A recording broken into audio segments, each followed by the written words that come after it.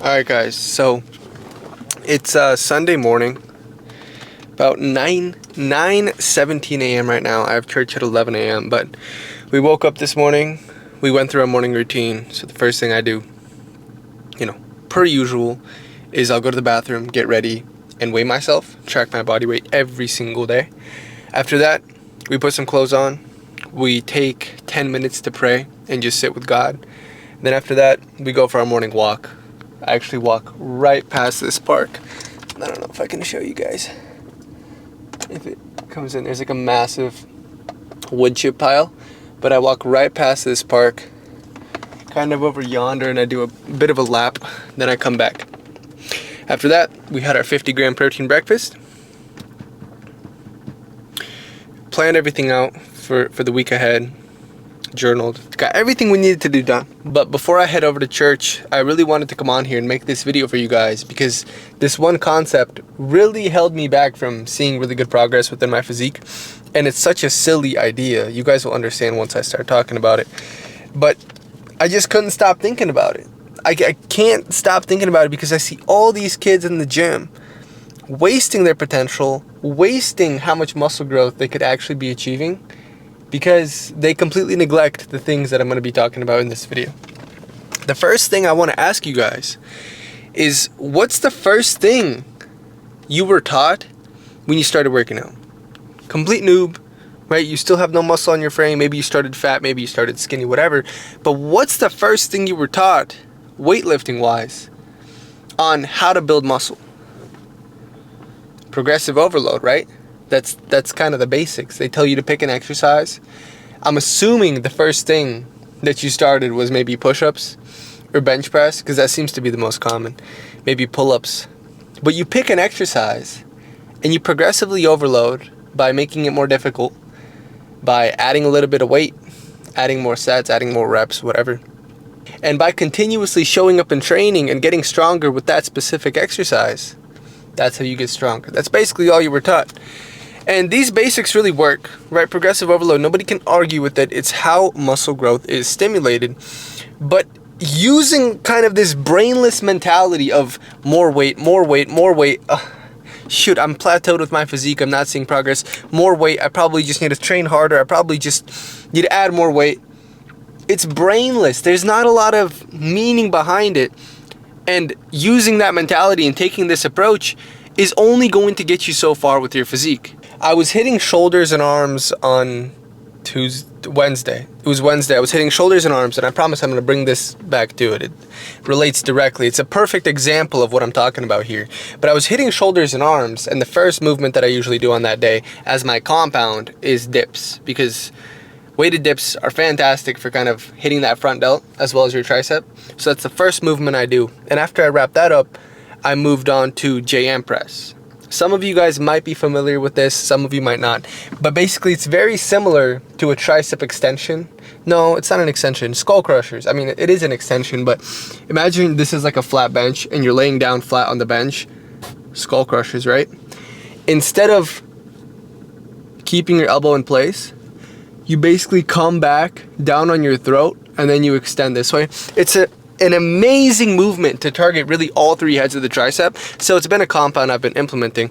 And my favorite way to do this is on a Smith machine. Now, I start walking over to the Smith machine and there's two guys on it. Now, I'm not the kind of guy to wait for equipment. So usually the first thing I do, I really don't care who it is. I'll walk over and I'll be like, how many sets y'all got left? Because especially if they're doing the same exercise that I'm trying to do, a lot of people are willing to let you work in and they really could care less. So that's exactly what they were doing, is JM press, because apparently it's like a new trend now is the JM press.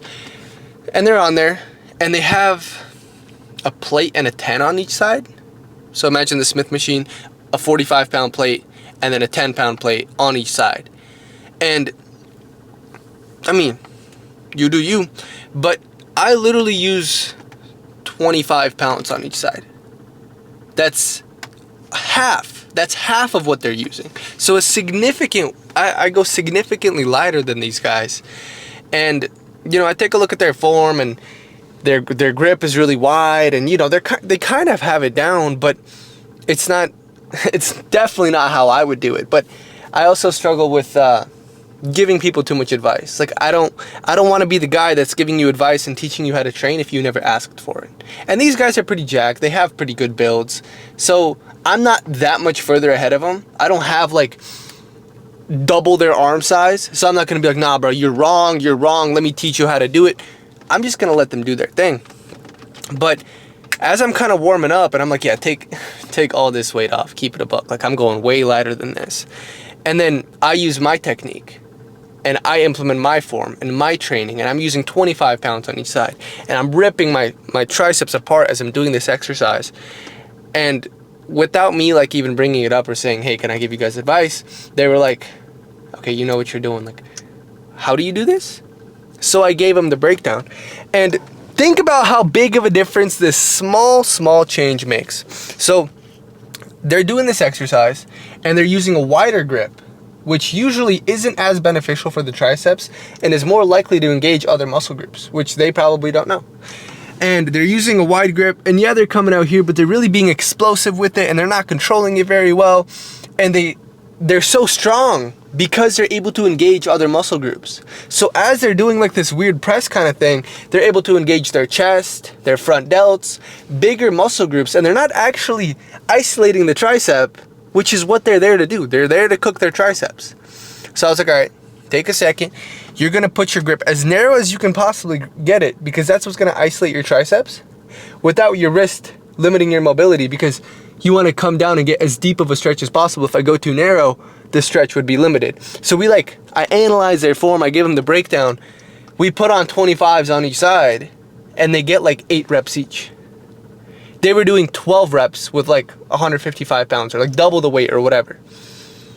And then they both stand up after completing their set and like, oh my goodness, that is disgusting. And I'm like, yeah, that is disgusting. And what I'm trying to get at here is they used exactly what we were just talking about.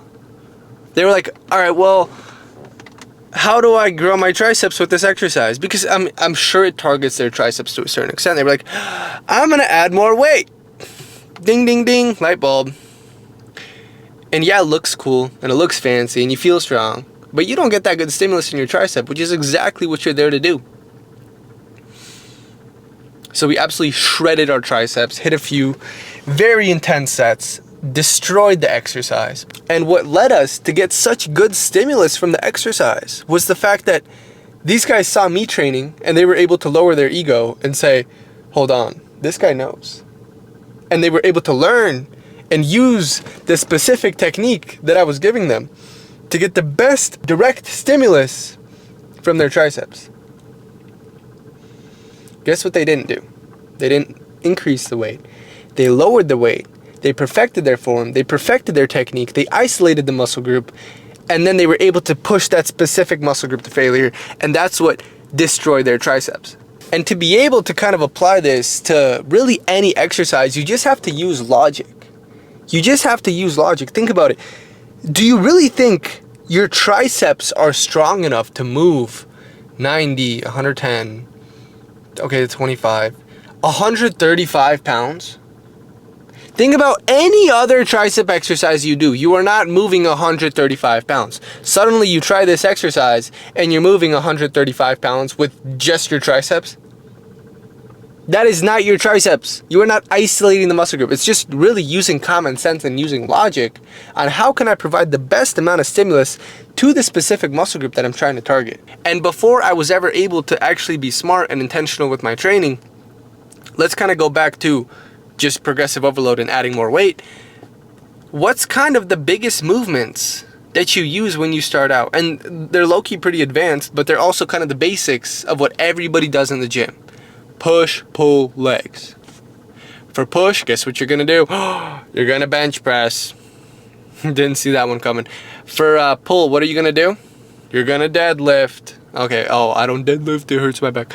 You're gonna row. You're gonna do a row. For legs, what are you gonna do? You're gonna squat. You're gonna barbell squat. They're decent movements. They work. But if you attach to them and say, this is all I need to be doing, and this is what's going to stimulate the most growth just because they're a compound exercise. That's simply not the case, and that's simply not the reality of it. They're powerlifting movements. And I'm not going to get in depth about the specifics of each and every exercise, but they're not actually the best for stimulating muscle growth. There are so many other options out there if what you're aiming for is genuine muscle growth. I was able to bench 315 pounds at 18 years old. I was able to squat 405, and I was able to deadlift over 455. I kind of got lost on my deadlift, but I was a pretty strong dude. My physique didn't reflect that at all. Realize that strength doesn't always directly correlate to looking your best. There's a guy at the gym that I go to who, without a doubt, like all credit deserved, he wants to squat 700 pounds one day. He's squatting upwards of 600 right now. Fucking insane.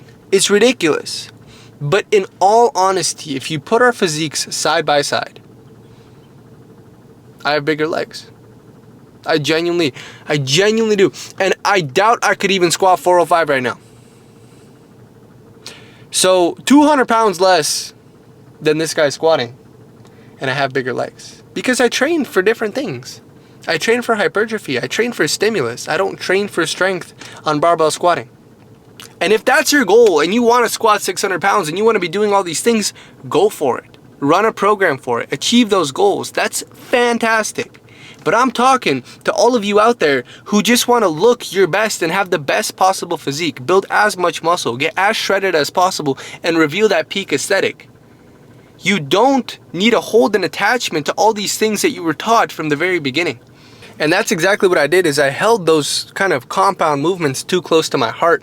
I was like, if I want to grow, I got to get stronger on these. I got to bench more weight. I got to squat more weight. I got to deadlift more weight. And that's going to lead me to have a better physique. I started having and developing into the best physique of my life when I stopped doing those movements. Not because they're bad. You can do them and still look good. But instead, I chose a flat dumbbell bench press instead of a bench press. Why? Because I'm able to get a way deeper stretch.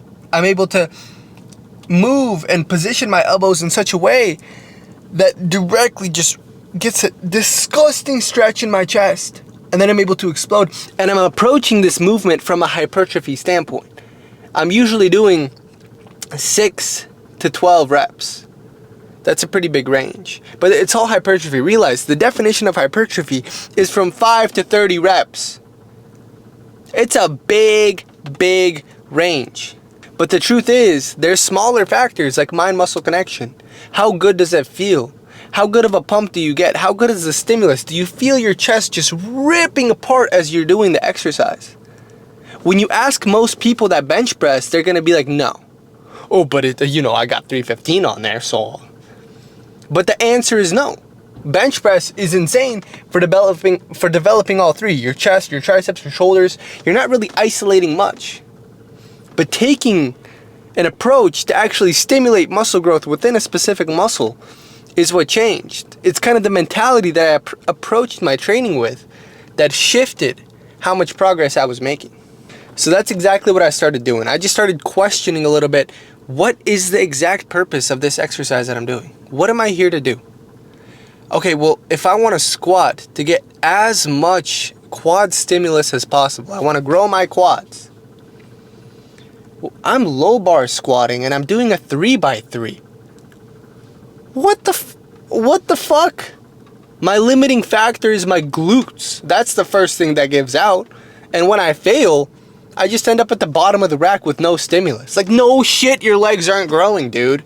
You know what I mean? So that's when I switched to hack squat, the pendulum squats, isolating the quads, taking them through a full range of motion. Just, you kind of feel when hypertrophy happens. You know what I'm talking about? When you do a Bulgarian split squat and you can barely walk afterwards. That's the fucking shit. And I'm not saying you guys need to be doing these things, and I'm not saying you can't. I'm just saying, start questioning why the fuck you're doing what you're doing in the first place. With a lot of my movements, when I started understanding that stimulus is the goal, not weight, stimulus is the goal, I had to actually drop the weight. I went from doing 80s on incline down to 70s, even 65s on incline dumbbell press, because I fixed my form. Instead of flaring my elbows and doing a half-ass range of motion and just, you know, it felt good, you know, because you feel cool doing more weight and you're able to hit a PR and you're like, oh, that's probably muscle growth. Dude, you stimulated your front delt more than your chest because of how awful your form is. No, I tucked my elbows in at that 45-degree angle to align it best with my chest fibers. Deep stretch each and every rep, not holding at the top and locking out all the way because that just shifts emphasis to the tricep. No, I kept the stimulus on my chest. Just taking it to failure, doing drop sets, training with such intentionality to stimulate muscle growth within my chest. Just wicked chest bumps, insane stimulus. And that's when I was like, okay, this is what training for muscle growth feels like. Now, I didn't mean to make this a bit of a coaching lesson, but just understand, what am I really trying to do with this exercise? Forget about the weight for a second. Just forget about it. Forget it even exists. Perfect your form and try to feel out, how can I use this exercise to get the most amount of stimulus to the specific muscle group that I'm trying to target? And if it doesn't feel that good, and you're not getting that good of stimulus, you're probably doing something wrong. Or the exercise may not be that good of an exercise in the first place. But chances are you're doing something wrong. So ask somebody. Use good technique. You can check out some of my videos. I have videos on some form training. But really, just have the direct intention behind your training and realize that weight isn't everything.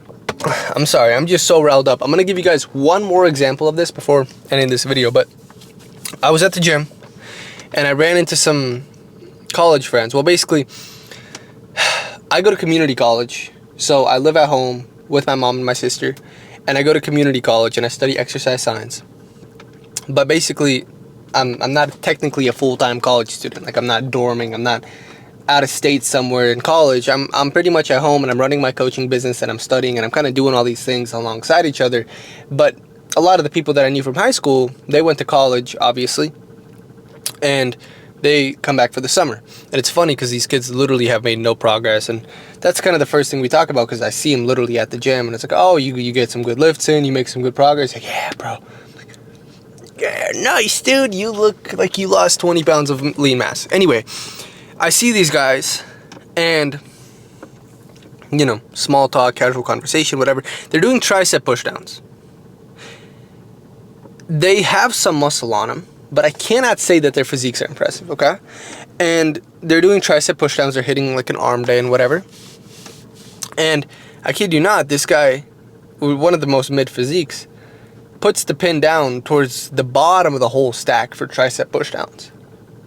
They would even call them tricep extensions. They're not extensions, they're pushdowns, but he doesn't know what the fuck he's doing. Anyway, he puts the pin down towards like literally the bottom of the stack, and yes, like, oh my goodness, okay, just locks the weight out at the bottom. And people think that the lockout's the most important part. It's not, it's the stretch. It is literally the stretch. It is the eccentric, just ripping your muscle apart. And sure, the contraction matters, but you do not need to lock out each and every rep. Anyway, he locks it out at the bottom, and then he leans over the weight, and he's doing like he doesn't come up here. He doesn't achieve a stretch. He stops, like, he's doing half reps in the bottom part of the tricep extension. And he's like, and again, I love helping people and I love giving advice, but sometimes I feel out the vibes, and I'm not going to give advice where it's not asked for. I'm not going to be Mr. Know-It-All and tell you exactly what the fuck you need to do. So I'm just kind of watching him and I'm like, shit. He could be making so much more progress. There's so many things wrong with that because the first thing, he is not isolating the muscle group. He is leaning over the weight and he's getting his front delts and his chest engaged. Instead, it would be in his best interest to keep an upright position, get as close to the weight as possible, feel that deep stretch coming all the way up, do a bit of a T-Rex with his wrists to get as deep of a stretch in the tricep as possible, then explode on the way down while keeping your shoulder blades back to only keep your triceps engaged. As soon as you do this, chances are you're getting your front delts engaged. And that's something I actually implement in my training is I'll get it to the bottom, And then I'll like lean over for a second and get my chest and my front delts engaged to give my triceps a second. And then I'll retract, and then I'll get upright again, and then I'll try to get 1 or 2 more reps. That's all this guy was doing, is just... And you know, that same kid is going months after months after months looking in the mirror saying, why am I not growing? Why am I not seeing good stimulus? I'm basically doing the whole stack on tricep pushdowns. I've progressively overloaded as much as I can. I kid you not, guys. There are kids in my gym with twigs for arms that are doing the whole stack, and they think that they still need to progressively overload and add more weight, so they go grab like different 5-pound plates and like different attachments to put on the stack to make it even heavier, because they genuinely think progressively overloading from there is what's going to stimulate them more growth. It's fucking autistic is what it is. It's retarded. And that's the message that I want to send to the world. No, but I just want to help. You know what I mean? Like, I wish I could grab these people, shake their fucking heads and be like, listen, you fucking dumbass. Like, I understand you have an ego when you think you're so big and strong, but you haven't made any fucking progress in the last 6 months. Let's analyze what we're doing here. And I've been able to do that with a lot of people. In my one-on-one coaching, we're able to make so much progress. You guys can go check out my testimonies on my Instagram page. But in real life too, the amount of kids I've just helped and been able to fix their form, and they're like, oh my fucking god, dude, my biceps have never been this sore. And I'm like, I'm saying, bro, and I dap them up. They know me as coach. They know me as fucking coach. But intentionality behind your training. The way you do one thing is the way you do everything. You choose to care about it, or you choose to not. You choose to say, okay, I've made no progress. I don't know what I'm doing.